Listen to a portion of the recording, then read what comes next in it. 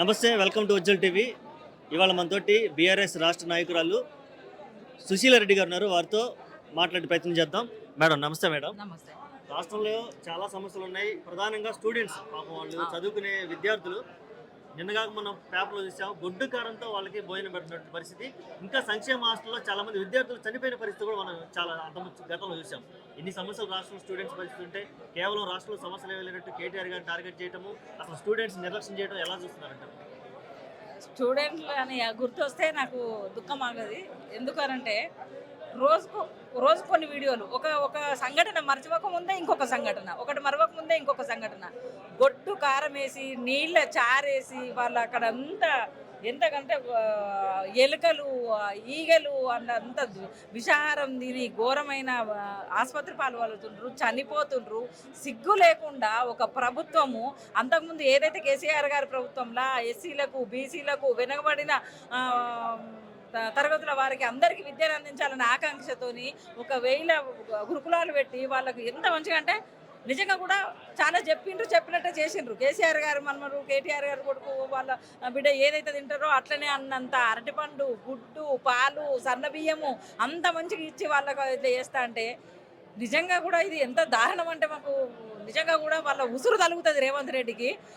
అట్లాంటి మొత్తం బంద్ చేసి వాళ్ళకు మెస్ ఛార్జీలు కరెక్ట్ ఇయ్యక, వాళ్ళకు ఏమి ఇయ్యక, వాళ్ళ కనీసం శుభ్రత చూసుకోకుండా, వాళ్ళ ఆరోగ్యం పట్టించుకోకుండా, ఒకవైపు ఒకటి మరవక ముందే ఒకటి వాళ్ళు చనిపోతా అంటే ఆసుపత్రి పాలైతే అంటే సిగ్గు లేకుండా మంత్రులు, ముఖ్యమంత్రి మా కక్షపూరితమైన ఈ రాజకీయాలు చేసుకుంటూ పిల్లలు చనిపోతున్నారు. రోజు తెల్లారు లేస్తే అత్యాచారాలు జరుగుతున్నాయి, పసి కందుల మీద జరుగుతున్నాయి, పసి పిల్లల మీద జరుగుతున్నాయి. నిరుద్యోగులు రోడ్ల మీద ఏడుస్తున్నారు, బాధపడుతున్నారు. ఇవన్నీ పట్టనట్టు అంత మంచిగానే ఉన్నదన్నట్టు ఎక్కడ ఏదో పిలిచి ఏదో కక్షపూరితమైన చర్యలు, మా పక్కంటోడు గెట్టు పంచాయతీ ఉన్నది, మాకు ఏవో పక్కల పంచాయతీ ఉన్నది అన్నట్టు ఇలా కేటీఆర్ గారిని అరెస్టు చేద్దామని కేసు పెట్టి ఏదో ఇలా విచారణ పోయినారు. కాకపోతే రేవంత్ రెడ్డి ఎన్ని కక్షలు చేసినా ఎంత చేసినా కూడా మాకు న్యాయవ్యవస్థ నమ్మకం ఉన్నది. ఇవన్నీ కక్షపూరితమైన చర్యలు మానుకొని ఫస్ట్ గురుకులాల పిల్లలైనా, స్కూల్ పిల్లలైనా, వెనుకబడిన పిల్లలైనా, పిల్లల మీద ఏదైనా అత్యాచారాలు జరుగుతున్నా ఫస్ట్ వాళ్ళ మీద దృష్టి సారించు రేవంత్ రెడ్డి అని మా మనవి. ఎందుకంటే ఈ కక్షపూరిత చర్యలతో వచ్చేది ఏం లేదు. ఇప్పటికే నిన్ను అందరు గమనిస్తున్నారు తెలంగాణ ప్రజలు. ఇప్పటికిప్పుడు తెలంగాణ ఎన్నికలు వస్తే కూడా బీఆర్ఎస్కు 100 సీట్లు తేవడానికి ప్రజలు సిద్ధంగా ఉన్నారు. ఎందుకంటే పసిపిల్లలతో నువ్వు రాజకీయం చేయకు, ఇది మంచిది కాదు ఎవరికైనా. ఎందుకంటే ఓట్లు రేపు వస్తాయి, ఎల్లుండి పోతాయి, ప్రభుత్వాలు వస్తాయి పోతాయి. ఇదైతే కరెక్ట్ కాదు. ఎవరమైనా పేదవాళ్ళతోని, పేద పిల్లలకు ఏదైతే మనం ఇస్తున్నామో, ఏదైతే భరోసా ఇచ్చినామో, పేద పిల్లల వైద్య కోసం, విద్య కోసం, దేనికైనా వాళ్ళ కోసం పనిచేయాలి. ఈ రాజకీయాలన్నీ పక్కన పెట్టి పిల్లల్ని పట్టించుకొని ఫస్ట్ గురుకులాలను, ఈ అత్యాచారాలను వాళ్ళ గురించి దృష్టి సారించాలని రేవంత్ రెడ్డికి చెప్తున్నాం. ఈ స్టూడెంట్ సమస్యల మీద త్వరలో ఏమన్నా బీఆర్ఎస్ ఇనిషియేటివ్ తీసుకొని చేయబోయే కార్యాచరణలు ఏమన్నా ప్లాన్స్ ఏమన్నా? కార్యాచరణ కొత్తగా తీసుకునేది ఏం లేదు. ప్రతి క్షణం అన్ని పరీక్షిస్తూనే ఉన్నారు. అందుకే కదా కోపం రేవంత్ రెడ్డికి, అందుకే కోపం.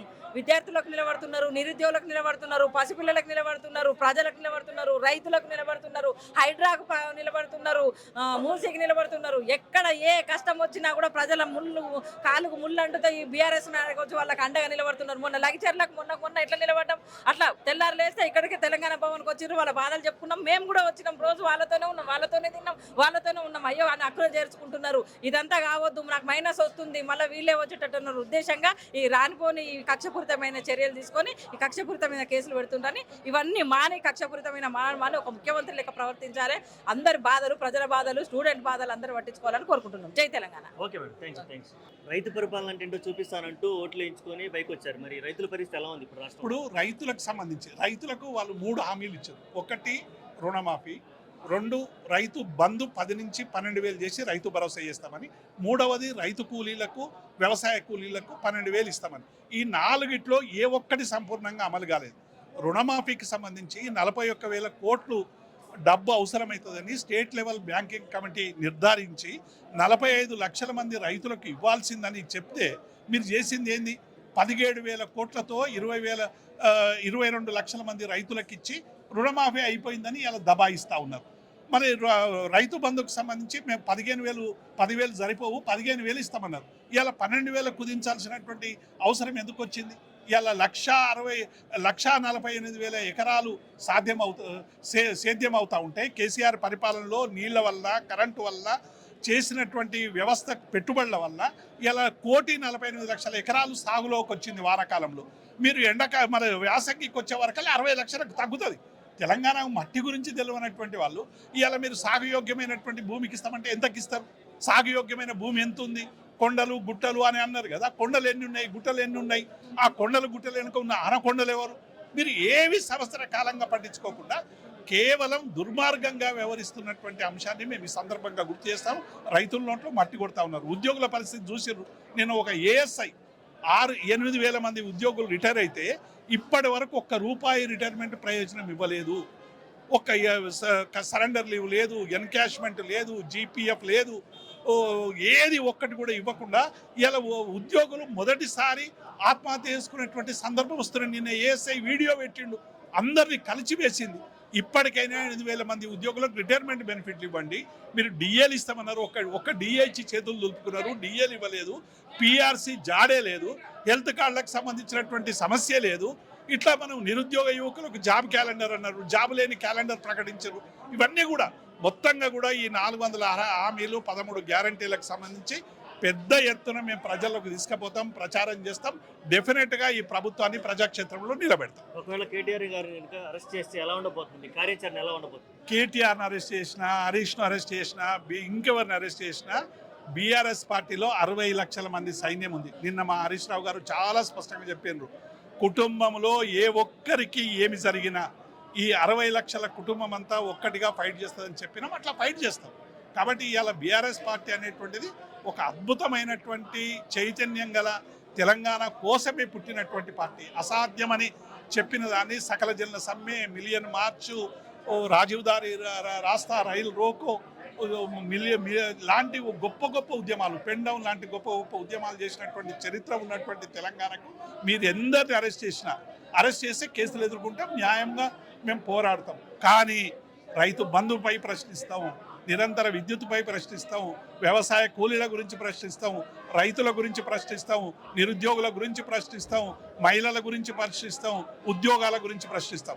మా ప్రశ్నలు ఆగవు.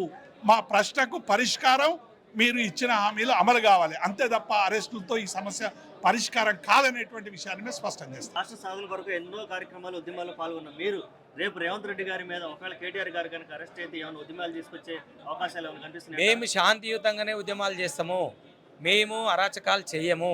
ఎందుకంటే శాంతియుతంగానే ముందుకు పోతాము, శాంతియుతంగానే ఎదుర్కొంటాం. మేము కేటీఆర్ని అరెస్ట్ చేసినా కూడా ఇవాళ ప్రతి ఒక్క పౌరుడు నిరసన తెలపడానికి సిద్ధంగా ఉన్నారు. ఇవాళ తెలంగాణ రాష్ట్రంలో ఇవాళ బాధపడుతున్నారు. అరే ఎందుకు ఈ కాంగ్రెస్ పార్టీని మనం గెలిపించుకున్నాము, రైతులకు నువ్వు చేసింది ఏం లేదు, ఇలా రుణమాఫీ లేదు, రైతు బీమా లేదు, ఇవాళ కళ్యాణ లక్ష్మి లేదు, నువ్వే అన్నావు. ఇవాళ లగ్గం పెట్టుకోగానే రేపు పోగానే నీకు లగ్గం పెళ్లి ముందే నీకు ₹1,00,000 ప్లస్ తులం బంగారం అన్నావు. ఎక్కడ పోయింది తులం బంగారము? 2,500 నిరుద్యోగ వృత్తి ఎక్కడ పోయింది? ₹4,000 పింఛన్ ఎక్కడ పోయింది? నువ్వు ఏది ఒక్కటన్నా నువ్వు అమలు చేయగలిగినవా? నువ్వు 6 గ్యారంటీలు అమలు చేయలేదు, 420 హామీలు ఇచ్చినవు. ఏదొకటన్నా అమలు చేసి ప్రజలకు ఇలా నేను మంచి చేసినా ఎక్కడన్నా చూపించగలుగుతావా? ప్రజలతో చర్చకు వస్తావా? నువ్వు రాలేవు. మూసిని డైవర్ట్ చేసి కొన్ని రోజులు మూసితోనే ఆడుకున్నావు, ఇలా హైడ్రాతోనే ఆడుకుంటున్నావు. ఇలా ఏం చేస్తావు నువ్వు? ఇంకా మమ్మల్ని ఎన్ని అరెస్టులు చేసినా ప్రజలే చూస్తున్నారు, ప్రజలే నీకు గుణపాఠం చెప్తారు. నువ్వు ఖచ్చితంగా రేవంత్ రెడ్డి గారికి, ఎందుకంటే తను ఒక పోర్ట్ఫోలియో చేసినోడు కాదు, గవర్నమెంట్లో ఉన్నోడు కాదు, ప్రతిపక్షంలో ఉండి నువ్వు ఏం మాట్లాడతావో నీకే తెలియదు. ఇవాళ నీ మంత్రులే నీకు ఇజ్జత్ ఇస్తలేరు. ఇవాళ అలాంటి పరిస్థితి ఇవాళ రేవంత్ రెడ్డి పరిస్థితి. ఒక్కసారి తెలంగాణ ప్రజలు మొత్తం ఆలోచిస్తున్నారు, ఖచ్చితంగా రేవంత్ రెడ్డి గారికి గుణపాఠం చెప్తారు. ఓకే అండి, థ్యాంక్ యూ సో మచ్.